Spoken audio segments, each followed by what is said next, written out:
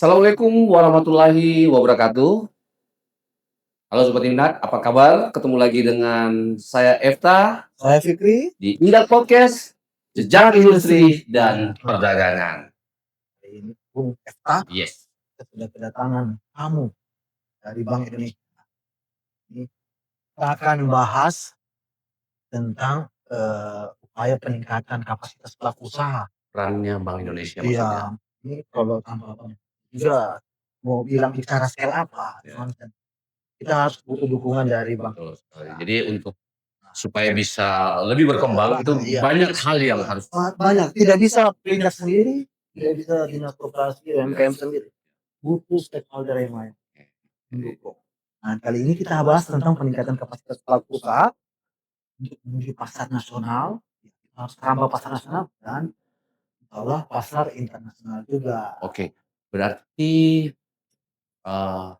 untuk pelaku usaha ini wajib dong nonton ini. Harusnya.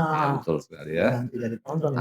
Kita bisa ulik-ulik nih tentang apa saja yang kira-kira treatment yang dilakukan oleh Bank Indonesia. Betul sekali ya. Kapasitas pelaku. Oke, jadi berarti ini informasi penting bagi pelaku usaha untuk meningkatkan kapasitasnya menuju pasar global ya. Nah, untuk lebih dalam lagi, seperti apa peran dari Bank Indonesia Kantor Perwakilan Bank Indonesia Provinsi Sulawesi Tengah, langsung saja kita sapa narasumbernya ya. Selamat datang Bapak Raihan Jolanda. Ya. Apa kabar Pak? Terima kasih telah mengundang Bank Indonesia. Iya, Kita terima kasih juga datang. Terima kasih sudah. Setelah kita informasi ya. Iya. Karena kita mungkin kesibukan dari kepala ya. Jadi hari ini perwakilannya Pak Raihan Jolanda. Ya. Beliau adalah analis fungsi pengembangan UMKM, keuangan inklusi dan syariah. Ya, orang yang langsung bermain dengan pelaku-pelaku usaha. Betul ya, langsung ketemu langsung ya. Ada nih bisa kita gitu. Iya. Nah, sebelum kita lanjut ini, kita ketahui bersama bahwa memang pelaku usaha khususnya UMKM dan IKM ini memiliki peran strategis yang untuk mendorong pertumbuhan ekonomi di daerah ya gitu maksudnya. Nah, tapi kita melihat juga dengan perkembangan teknologi, dinamika global dan pesatnya perkembangan teknologi tadi, jadi pelaku usaha di sini dituntut untuk harus lebih naik kelas gitu. Betul. Lebih kompetitif. Betul. Nah, supaya bisa bersaing gitu kan. Karena pasar global, globalisasi betul. Segala macam produk bisa masuk. Iya, jadi kalau kita bicara peningkatan kapasitas pelaku usaha itu tidak hanya mencakup produksinya, gitu kan, tetapi juga manajemen usaha gitu, kualitas sumber daya manusia, akses pembiayaan termasuk ya berarti. Ini seru ini kayaknya. Nah, kita juga berharap Sobat Indak dengan diskusi ini bisa membantu ya, khususnya untuk pelaku usaha agar bisa meningkatkan kapasitas. Nah, kita langsung saja kita tanyakan, Pak, saya panggilnya Pak Raihan aja, Pak. Ya, silakan. Pak Raihan, apa saja program telah dilakukan oleh teman-teman dari Bank Indonesia agar peningkatan kapasitas. Ya, karena ya pasti tujuannya untuk lebih luas pasarnya ya gitu, apalagi ke silakan. Ya, terima kasih. Kita berarti panggilnya Sobat. Ya. Sobat Indak. Sobat Indak ya. Sekali. Sobat Indak sekalian, ini sebelum masuk ke materi utamanya, mungkin saya mau menjelaskan dulu kenapa Bank Indonesia tuh sebagai bank sentral gitu kan, itu turun ke UMKM. Jadi tadi sebenarnya sudah disebut terkait dengan pertumbuhan ekonomi. Jadi UMKM ini memang ada 3 perannya yang ingin Bank Indonesia dorong. Yang pertama nanti turut membantu menstabilkan harga. Ini terkait dengan inflasi. Jadi kalau misalkan UMKM kita itu tumbuh dengan baik, maka dia bisa ikut meningkatkan produktivitasnya, mensuplai bahan-bahan pokok itu dengan lebih baik lagi sehingga harga yang ada di daerah itu terjaga. Ini sesuai juga dengan mandatnya Bank Indonesia untuk stabilitas nilai pangan, inflasi. Gitu ya. Yang kedua tadi pertumbuhan ekonomi.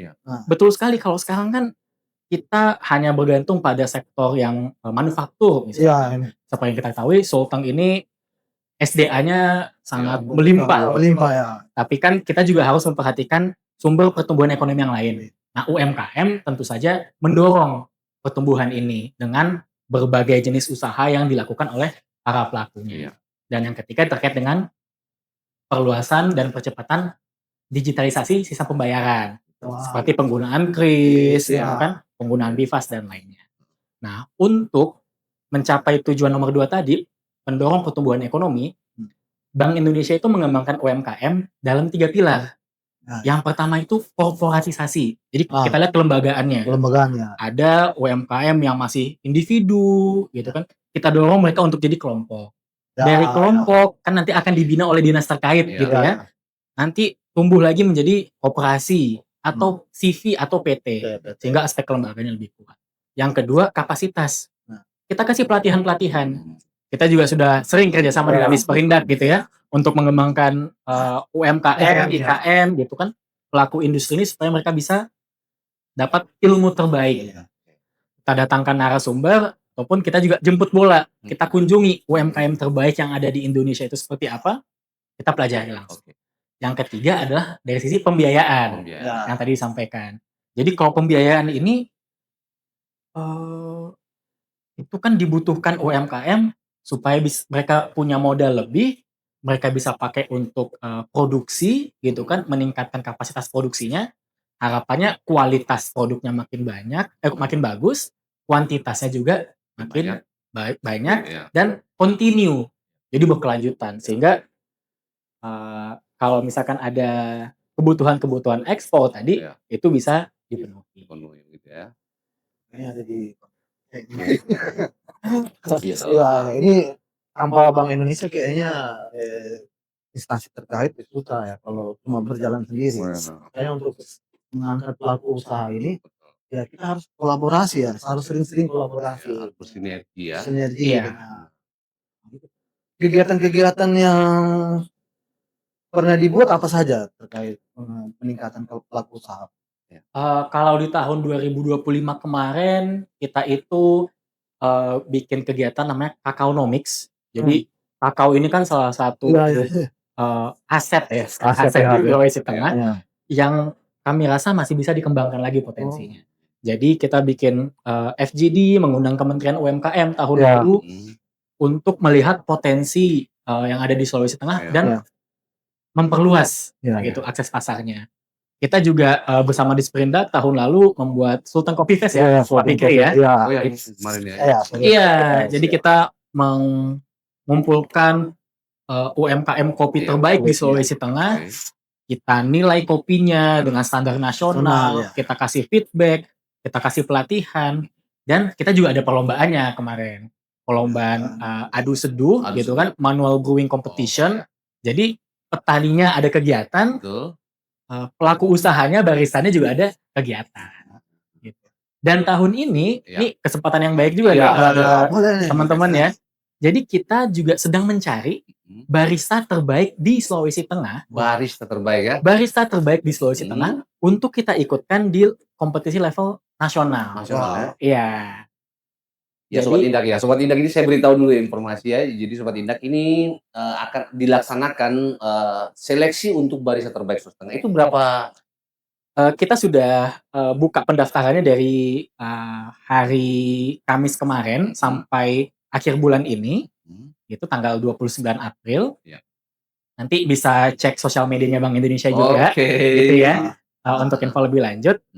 Nanti kita akan ada pelatihan, ada kompetisi juga. Bagi yang beruntung, nanti bisa dapat sertifikasi barista internasional. Keren.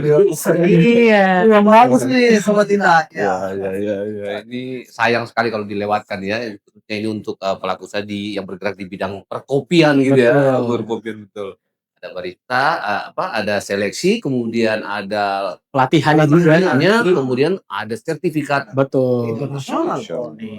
Dan kita nggak cuma kopi atau kakao, itu kan yang hit sekarang. Yang lagi. Tahun lalu pun dan di tahun ini kita berencana memperkenalkan juga UMKM Sulawesi Tengah ini dengan Expo Center yang ada di Indonesia. Tahun lalu kita bawa narasumber dari Balikpapan, Expo Center di Balikpapan. Beliau menjelaskan potensi-potensi dari Sulawesi Tengah itu seperti apa, karena Balikpapan dan Sulteng ini kan Iya, berdekatan. tetanggaan ya. Iya. Pelabuhannya juga sering terhubung gitu. Iya. Jadi Balikpapan juga bisa menjadi salah satu opsi gitu Iya. untuk transit gitu ya. Transitnya, jadi hub-nya ya. Jadi hub-nya gitu. Dan sebenarnya tips and triknya gitu. Ya. Ketika kita mau tap in pasar ekspor itu seperti apa, nah itu kita secara berkala juga sering sampaikan kepada teman-teman UMKM kita. Oke. Nah, kalau bentuk pengembangan kapasitas yang paling difokuskan tuh, digitalisasinya kah, atau produknya, atau mungkin literasi ekspor? Iya. Jadi kita sadar Bank Indonesia ini tidak bisa berjalan sendiri. Justru kami membutuhkan peran utamanya itu ada di dinas Pemprov ya, Pemprov, Pemda, Pemkab, Pemkot gitu. Karena sifatnya Bank Indonesia ini adalah mendorong. Kan kita mitra ya, kolaborasi ya. Jadi kita sering diskusi juga dengan dinas terkait, Disperindak, apa sebenarnya yang dibutuhkan. Iya. Nah, untuk pelatihan spesifiknya sendiri dalam peningkatan kapasitas ini kita bermain di kapasitas produksi, Iya. gitu ya, di produksiannya sama di pembiayaan, Pembiayaan. perluasan akses pembiayaan. Jadi untuk peningkatan kapasitas produk atau produktivitas ini kita melihat gitu ya, dan mencari UMKM potensial yang komoditasnya memang layak ekspor dan juga secara kelembagaan mereka punya niatan yang tinggi untuk maju. Iya. Karena balik lagi Sobat Indak dan Bapak-bapak, Iya. kita itu bisa mendorong orang yang mau maju. Iya. Akan sulit kalau misalkan kita mendorong orang yang tidak mau maju. Jadi kita juga menilai, oh ternyata petani ini punya keinginan tinggi untuk maju. Apa yang dibutuhkan kita lihat, kita akses. Kelompok B hal yang sama, komoditasnya bagus, kopi atau kakao misalkan, dan mereka juga punya semangat, ayo kita dukung juga. Apalagi anak-anak muda gitu kan. Sekarang itu banyak petani milenial, kelompok milenial yang ya secara umur dan tenaga harusnya lebih kuat, lebih maju lagi, lebih progresif gitu kan. Iya, sehingga ketika kita hadir di sana, kapasitas produksinya, produktivitasnya tadi itu bisa terbantu. Nah, ini sejalan juga dengan Disperindak untuk mendorong ekspor di Sulawesi Tengah. Kalau pelaku usaha itu dapat akses bantuan dari Bank Indonesia dalam bentuk individu dia sendiri atau dia kelompok? Seperti apa? Dari tadi saya dengar ada kelompok. Betul. Jadi balik tadi ke pilar pengembangan UMKM kita kan korporatisasi, kapasitas dan pembiayaan. Memang kita mencari korporatisasi itu dalam artian kelembagaannya itu dalam bentuk kelompok. Jadi tidak individu. Jadi apakah dia dalam bentuk kelompok tani, kelompok nelayan, atau tadi CV, PT, koperasi, itu adalah target yang bisa kita dorong.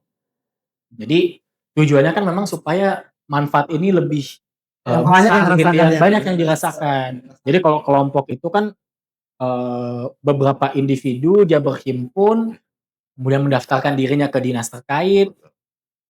Nah, itu bisa menjadi salah satu objek binaan dari Bank Indonesia. Menarik nih. Ini soalnya gini, kita pernah dapat kita diskusi sama pelaku usaha pemuda gitu. Dia mau bangun industri charcoal briquette, arang. Jadi yang siap dikirim lah pasar luar. Dia sudah presentasikan pasarnya pasar luar, pasar Asia Barat ya. Nah, cuma dia terkendala adalah proses industrinya yang untuk meningkatkan kapasitasnya dia butuh mesin atau peralatan yang lebih baik lagi. Dia jadi butuh pemodal, butuh investasi lagi. Nah, dia juga untuk proses supply-nya itu dia melibatkan banyak kelompok.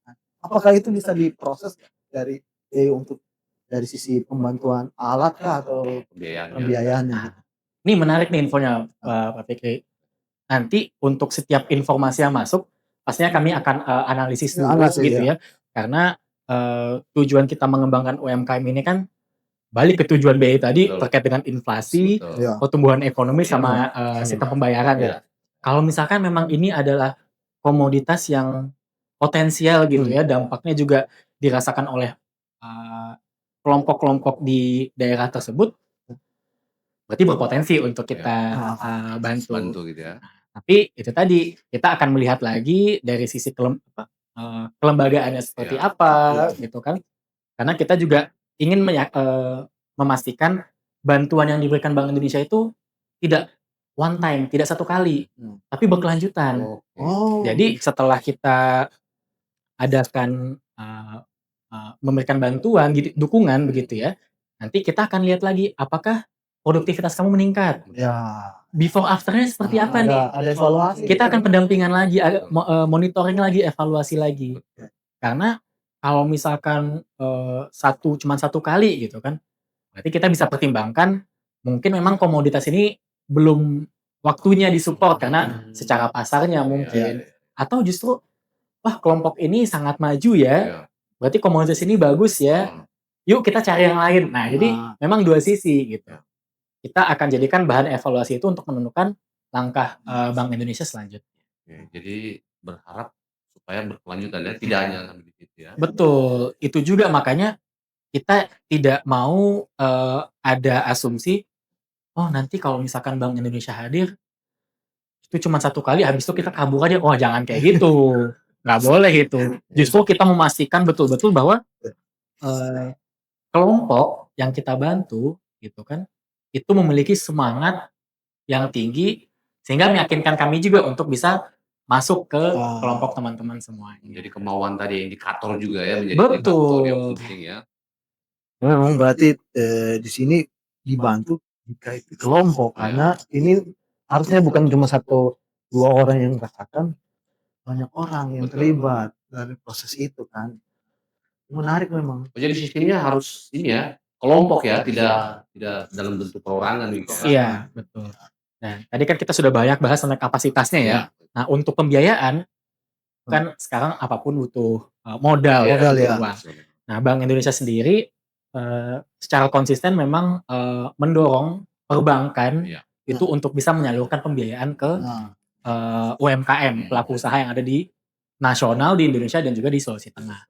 Kalau secara kebijakan pusat kami di level nasional itu ada insentif lah gitu.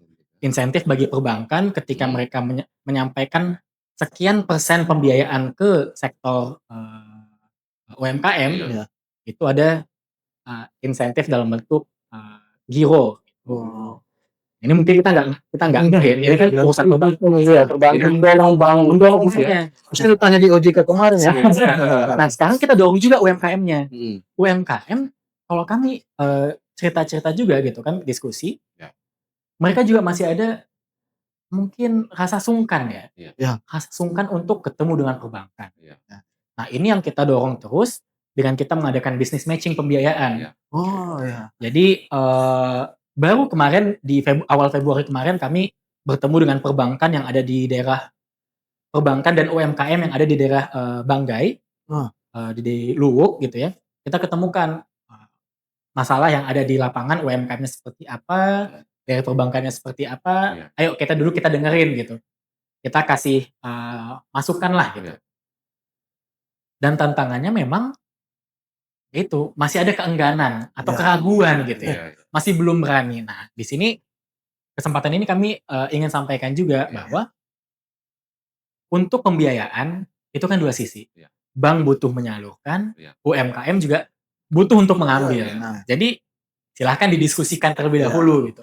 Yang penting kita bertanya dulu gitu kan kepada perbankannya. Kalau kita tidak tahu produknya seperti apa, ya coba kita deketin dulu banknya. Dan bank sekarang juga semakin proaktif untuk mencari UMKM potensial. Ini kalau saya lihat memang dari sisi itu, saya sering juga diskusi terkait. Memang ketika ada akses pembiayaan, si pelaku usaha ragu gitu kan, bisnisnya bisa berkelanjutan nggak untuk bisa bayar itu. Jadi apakah di BI itu ada nggak edukasi tentang bagaimana itu memulai bisnis, menghidupkan bisnisnya itu? Ya. Itu yang sebenarnya kurang kalau kami lihat ya, kurang. Kita kan mengajarnya edukasinya cuma di kulit-kulitnya aja, termasuk ekspor ya. Akui ekspor itu cuma di kulit-kulitnya. Yang sebenarnya yang mereka itu cara berpikir bisnisnya itu, itu yang perlu core bisnisnya yang perlu kita Literasinya gitu ya. bisnisnya. Itu apakah dari Kalau dia sudah paham permintaan terkait asesmen, dia sudah tahu saya kira-kira anunya gimana manage ya betul sekali. apa pembiayaan itu yang sudah dia terima dan bisnis ini. Kalau di BI ada nggak? Ada. Jadi memang setiap tahun Bank Indonesia itu punya program namanya onboarding UMKM lah. Jadi onboarding. kita memang mendampingi gitu ya 20 sampai 30 UMKM itu untuk bisa naik kelas. Ya. Dari sisi digitalnya, dari sisi literasinya, terkait dengan ekonomi hijau juga dan termasuk ekspor ya. Jadi kami juga sadar Pak bahwa memang kalau kita edukasi secara spesifik, materinya itu akan lebih nyampe gitu. Ya. Akan lebih cepat orang memahami. Jadi memang kita memanggil UMKM ini untuk ikut pelatihan ya kurang lebih sekitar 3 bulan gitu kan, intensif. Nah, jadi kita kasih materi-materi itu. Tadi mulai dari bagaimana caranya membangun mindset usaha, meningkatkan kali ya kan orang UMKM-nya kan berarti sudah punya mindset usaha sebenarnya, tapi kita kembangkan lagi, kita tingkatkan lagi. Kemudian bagaimana penggunaan aset digital. Kalau sekarang kan AI bermunculan, bagaimana kita menggunakan aset-aset tersebut untuk kemampuan usaha kita. Misalkan kita bikin caption Instagram atau foto produk, gitu kan. Kalau sekarang kan kita tinggal masukin foto produk, misalkan ini kita masukin ke AI, nanti di lightingnya diperbagus, posisinya mungkin kita minta ada orang yang memegang, itu kan bisa semua. Itu kita lakukan juga. Dan tadi bagaimana caranya mendapat akses pembiayaan dan potensi setelah kamu menyelesaikan UMKM ini menyelesaikan pasar lokalnya, itu ada potensi ekspor. Bagaimana caranya ke sana? Ya, jadi berarti ada dukungan khusus ya untuk Bank Indonesia dalam memperluas akses pembiayaan. Onboarding tadi. Iya, gitu ya. Onboarding tahun ini ada nggak? Ada. Nah, ini kita sedang menyusun programnya. Nanti mungkin sekitaran bulan Mei itu kita akan lakukan penjaringan gitu ya. Penjaringan ke UMKM ada di Sulawesi Tengah. Nanti tunggu tanggal main. Itu daftarnya online gitu atau gimana? Nanti akan daftar online ya. Saat ini kita sedang siapkan kurikulumnya, programnya. Nanti diintip-intip media sosialnya. Ya, nanti diintip aja. Ya, sobat internet ya. Jangan lupa intip. Boleh deh. Oke. Nah, sosial medianya juga ya? Ya, sosial media. Dan Indonesia Sulawesi Tengah. Saya juga sering itu berita-berita yang dikeluarkan oleh Bank Indonesia. Nah, selanjutnya ini Pak Raihan, kita mau coba ingin mengetahui bagaimana sinergi Bank Indonesia dengan pemerintah daerah maupun swasta untuk mempercepat tadi internet kan sudah sering. Iya, internet siapa gitu? Ya, gitu. Betul. Jadi memang tadi kami sampaikan Bank Indonesia itu kan mitra pemerintah ya, mitra termasuk dan khususnya pemerintah Provinsi Sulawesi Tengah. Jadi kita selalu bersinergi. Kita minta masukan juga nih dari teman-teman Pemprov gitu. Apa komoditas yang sekarang ingin dikembangkan menjadi prioritas? Sektor mana? Daerahnya apakah ada daerah spesifik yang memang menjadi daerah produsen utamanya gitu atau daerah ekspornya? Kemarin di awal April ya, kita sempat bincang-bincang juga dengan OPD gitu, termasuk di Sperindak, Dinas UMKM. Iya. Kita mau identifikasi kalau Bank Indonesia itu dalam pilar pengendalian inflasi, kita sudah petakan tuh produsen padi di mana, kemudian lumbung padi, cabai merah, bawang merah dan semacamnya itu sudah kita petakan, kita sampaikan juga ini apakah ada update-nya gitu, apakah ada daerah lain yang perlu kita lihat gitu. Sama seperti kopi, kakao, kita juga punya UMKM binaan di Vanili. Jadi memang kita harus sering ngobrol gitu ya, salah satu lewat podcast ini juga, apa program dari pemerintah itu sendiri. Nah, nanti Bank Indonesia akan lihat kesesuaiannya dan akan mendukung gitu. Termasuk di Sperindak tentu saja kita tahun lalu ada Sultan Coffee Fest, Dinas UMKM, beberapa kali kita adakan pelatihan bersama gitu ya. Dengan Dinas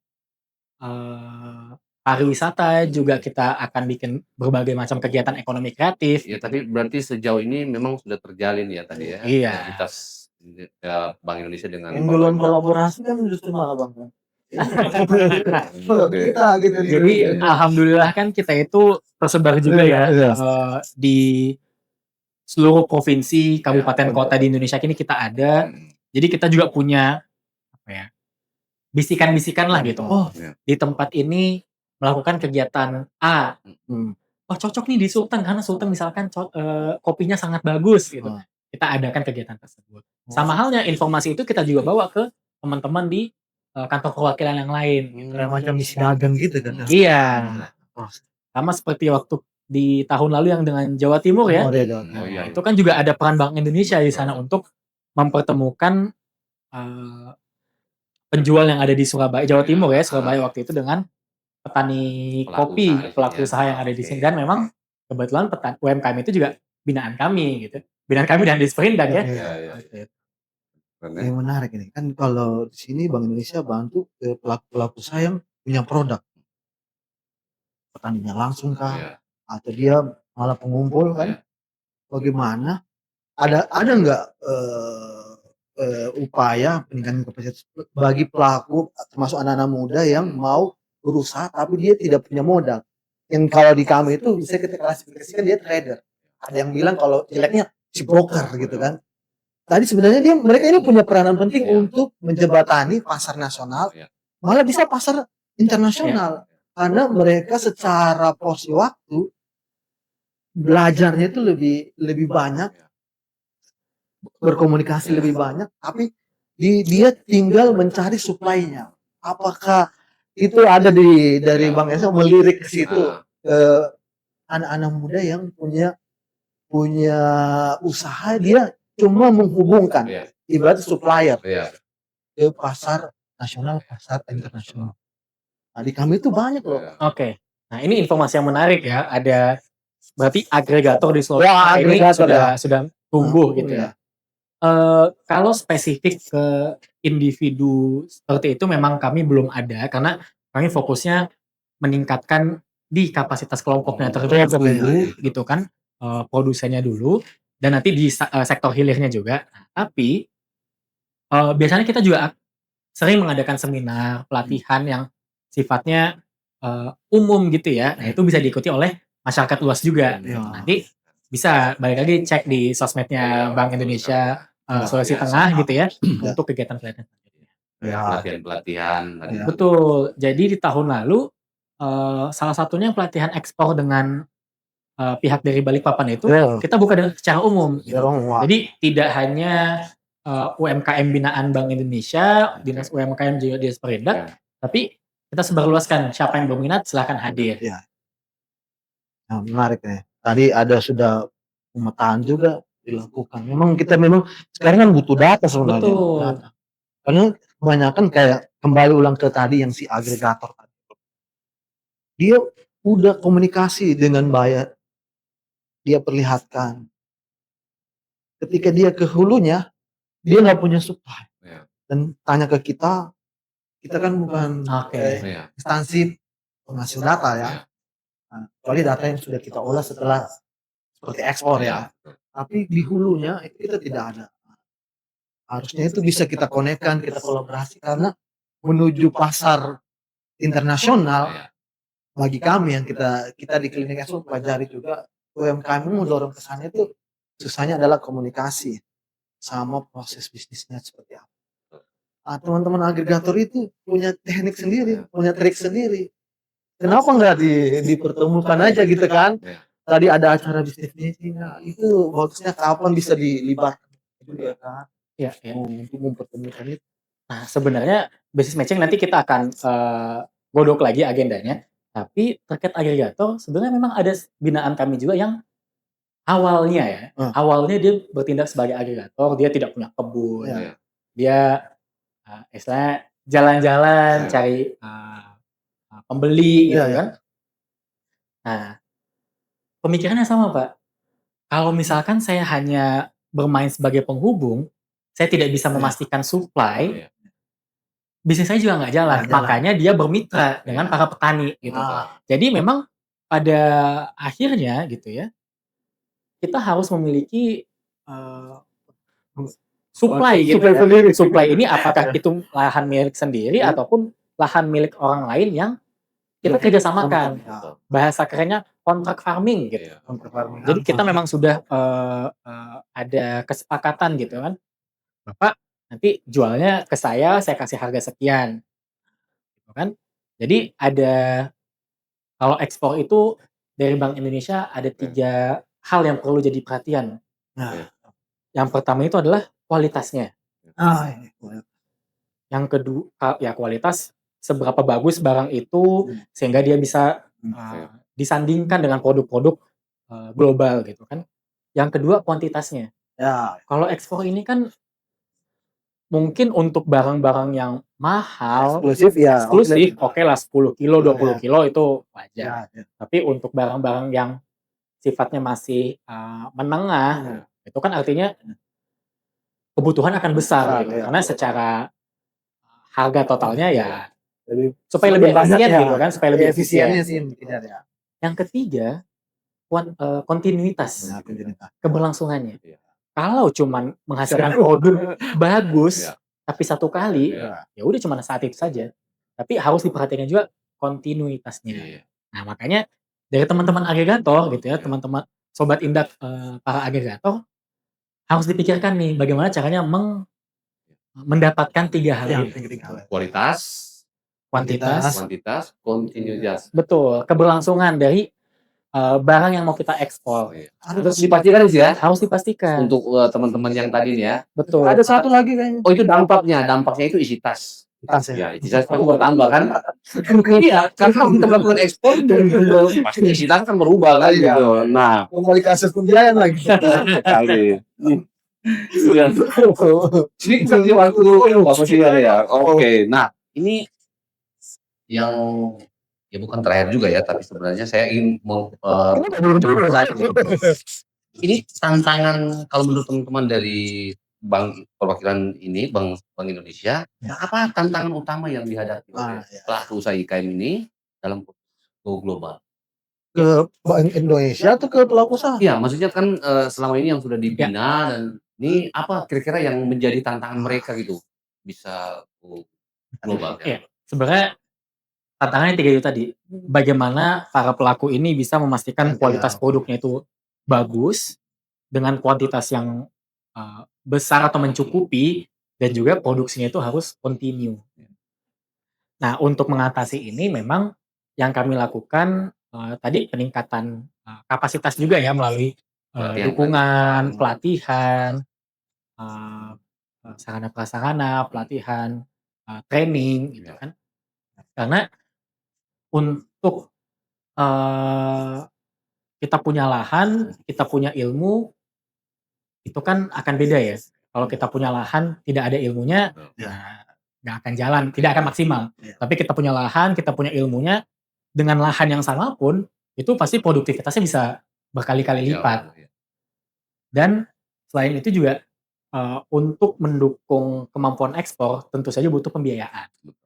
Ini yang kita coba selesaikan dengan bisnis matching pembiayaan itu tadi. Kita mempertemukan antara bank perbankan dengan UMKM-nya, pelaku usahanya. Apalagi kalau ekspor ini biasanya kan sudah ada kontrak ya dengan buyernya. Nah itu bisa menjadi nilai tambah bagi UMKM-nya memastikan dia layak untuk dapat pembiayaan. Jadi kembali lagi saat ini situasinya sama-sama butuh lah bisa dibilang seperti itu ya. perbankan harus menyalurkan, UMKM pun butuh untuk membantu keberlangsungan usaha mereka. Jadi kalau dari kami mendorong perbankan dan kami juga mendorong Sobat Indak untuk mengetahui, mempelajari lebih lanjut produk pembiayaan yang ada itu seperti apa yang cocok dengan usahanya masing-masing. Tapi ingat, pembiayaan untuk usaha bukan untuk konsumtif. Nah, itu. Makanya proses pembelajaran bisnisnya itu yang perlu tadi kembali ulang. Jadi berarti teman-teman di Bank Indonesia juga, ini kalau kita bicara ekspor berarti ada pembelajaran terkait bagaimana untuk mematuhi peraturan-peraturan negara tujuan itu kalau kita bicara ekspor kan? Iya, salah satunya kan. Regulasinya. Betul. Jadi untuk ekspor sendiri tentu beda negara, beda ketentuan, Persyaratannya beda. ya, standarnya, beda komoditas kan juga seperti itu. Makanya kita coba bantu edukasi juga teman-teman melakukan pendampingan. Nah, salah satu yang berhasil gitu ya, kita punya UMKM di daerah Parigi Mutong, itu produknya adalah gula semut. Iya. Jadi mereka baru saja dapat sertifikat HACCP untuk ekspor.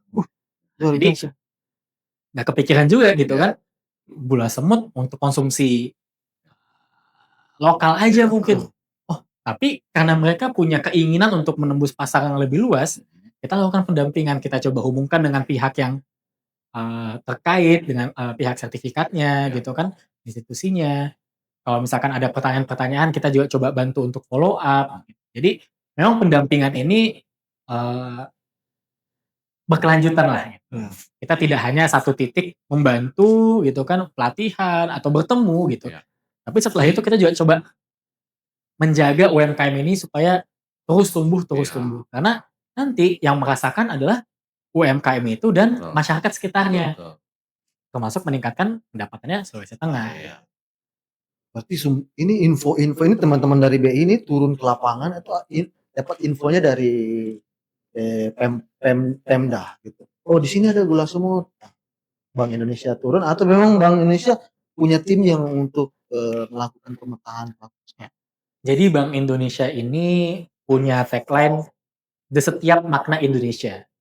Di setiap? Di setiap makna Indonesia. Di Sulteng kita juga menurunkan di setiap makna Sulawesi Tengah. Jadi caranya kita mendapatkan informasi itu betul, kita turun ke lapangan. Saat ini teman-teman tim kami juga sedang mengidentifikasi kelompok potensial gitu ya, yang bisa dan butuh dukungan dari Bank Indonesia. Dan kita juga mendengarkan tentu saja masukan dari stakeholder mitra kami gitu kan, dari Pemprov, dari dinas terkait, kira-kira bentuk dukungan atau program apa yang saat ini sedang dibutuhkan, termasuk komoditas apa gitu. Kemarin kami dari diskusi awal April kemarin dengan OPD terkait, kita tahu bahwa ada petani rumput laut di daerah Banggai Laut kalau tidak salah. Itu secara kapasitas produksinya itu butuh dukungan, di satu sisi sudah ada buyer yang mau masuk. Karena katanya kualitas rumput lautnya itu premium lah. Informasi ini ya kita ambil juga gitu. Informasi ini kita ambil, kita komunikasi dan kita akan validasi. Jadi memang kita mendengar sebanyak mungkin masukan, informasi gitu ya. Karena kembali lagi kami menyadari peran Bank Indonesia ini kan sebagai pendorong lah ya. Pendorong. Jadi kami mendengarkan pihak-pihak yang terkait dengan kami gitu kan. Bentuk dukungannya seperti apa, kita kerjakan sama-sama. Tapi Bank Indonesia membuka untuk kolaborasi ya. Betul, sangat membuka ya. Jadi untuk teman-teman Sobat Indah Semangat. yang ingin mengembangkan hanya jadi bisa langsung saja tadi apalagi ini terkait dengan pembiayaan, tapi ada aturan yang diberlakukan gitu ya. Iya. Jadi jangan ada rasa sungkan gitu ya. Iya. Tadi yang disampaikan Pak Raihan. Betul. Kemarin juga di kegiatan Smart Sulteng Nambaso, Provinsi Sulteng, ya. itu kita kan mendatangkan UMKM dari Palu ada, Sigit Donggala, dan juga ada perwakilan Kabupaten. UMKM dari kabupaten kota ya. Itu juga cukup banyak yang datang ke tempat kami menanyakan gitu. Dari Bank Indonesia apakah ada program pelatihan? Informasi sama yang kami sampaikan di hari ini gitu. Betul. Kita membuka, kita kalau ada informasi-informasi seperti itu, kita akan tampung, kita akan analisis lagi gitu. Kebutuhannya seperti apa, kesesuaiannya dengan program kami seperti apa. Nah, oke Pak Rehan, ini sayang sekali sebenarnya masih banyak hal yang ingin kita coba tanya. Saya mau tanya nih. Oh, mau tanya lagi. Ya, tapi mungkin ada yang ingin apa yang ingin disampaikan atau kepada teman-teman pelaku usaha, silakan untuk dari yang penting dari Bank Indonesia. Ya, terima kasih Sobat Indak. Bank Indonesia tentu saja ingin dan selalu berusaha untuk hadir di setiap makna Indonesia, termasuk di hati teman-teman UMKM yang ada di Sulawesi Tengah. Maka dari itu, kita melakukan berbagai macam kegiatan, pelatihan, dan juga dukungan kepada teman-teman UMKM. Tujuannya supaya teman-teman UMKM bisa naik kelas gitu ya. Baik untuk memenuhi produktivitasnya, memenuhi pasar nasionalnya, dan juga memenuhi pasar global nantinya. Untuk itu, jangan pernah ragu untuk berusaha, jangan pernah ragu untuk terus meningkatkan diri, karena kita tidak pernah tahu apa yang akan terjadi di hidup kita, dan yang paling bisa kita lakukan adalah berusaha semaksimal. Iya, keren. Nah, jadi Pak Ryan, terima kasih sudah hadir sekali lagi. Terima kasih sudah hadir di sini. Kita Wawasan ini. betul sekali, teman-teman. Nah, Sobat Indah, itu tadi informasi terkait seperti apa peran dari kantor perwakilan Bank Indonesia wilayah di Sulawesi Tengah untuk peningkatan kapasitas pelaku usaha menuju pasar nasional dan global. Dan semoga ini bisa bermanfaat. Dan untuk lebih jelasnya, Anda bisa menghubungi kami di Dinas Perindustrian dan Perdagangan Provinsi Sulawesi Tengah, Jalan Kartini nomor 18, atau langsung ke Bank Indonesia. Bank Indonesia Perwakilan Sulawesi Tengah di Jalan Samrat Lagi nomor 23. Iya, dan saatnya kami undur diri. Terima kasih, sampai jumpa di podcast berikutnya. Indah Podcast, Jejak Industri dan Perdagangan. Ayo dengarkan